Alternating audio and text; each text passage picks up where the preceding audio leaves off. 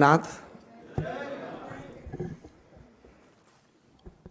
आचार्य हजारी प्रसाद द्विवेदी ने बाण भट्ट की आत्मकथा में लिखा है, सत्य के लिए किसी से न डरो, न गुरु से, न मंत्र से, न लोक से, न वेद से।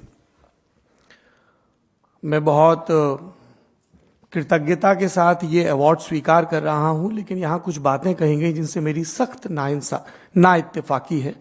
इसलिए मैंने आग्रह किया कि मुझे 1 मिनट का समय मिले। नाथ साहब पत्रकार चाटुकार नहीं है, जो चाटुकार हैं वो पत्रकार नहीं है, ये स्पष्टता होनी चाहिए।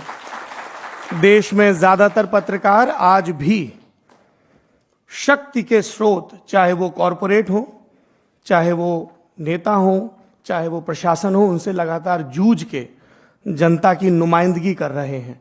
और इस लोकतंत्र को जिंदा रखने में जिन तमाम मजदूरों का बड़ा हाथ है, उसमें हम पत्रकार भी हैं।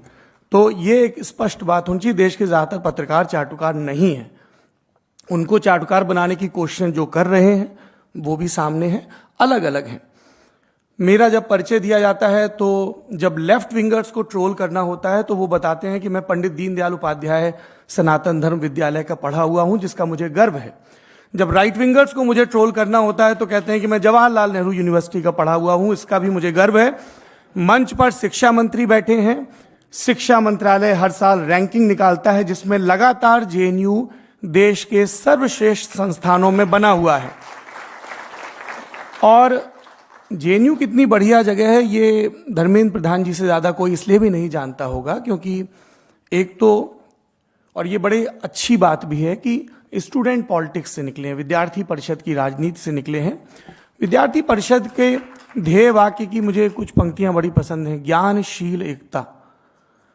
तो ज्ञान जो शीलता दे, ये बड़ा जरूरी है। इसलिए धर्मेंद्र जी को पता होगा, क्योंकि इनके 2 सीनियर कलीग जेएनयू के पढ़े हुए हैं, निर्मला सीतारामन जी और एस जयशंकर जी। तो मुझे पता है कि दिल्ली में अक्सर जेएनयू को थोड़े तंज के तौर पर इस्तेमाल किया जाता है, पर मैं इससे भी नाइत्तेफाकी रखता हूं।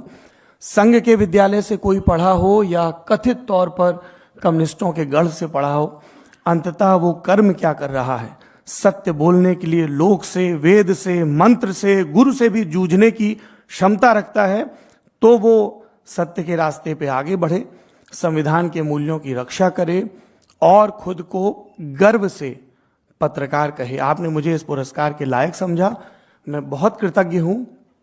पर जिस वजह से लायक समझा, मुझे लगा कि अगर मैं वहां बैठ के ये बातें सुनता रहा तो मैं अपने आप को फेस नहीं कर पाऊंगा और अपने उन साथियों को फेस नहीं कर पाऊंगा जो गांव, तहसील, जिला, राजधानियों के स्तर पर लगातार मोर्चा लेके काम कर रहे हैं, क्योंकि हमें यही जिम्मेदारी हमारे पूर्वजों ने सौंपी है। शुक्रिया।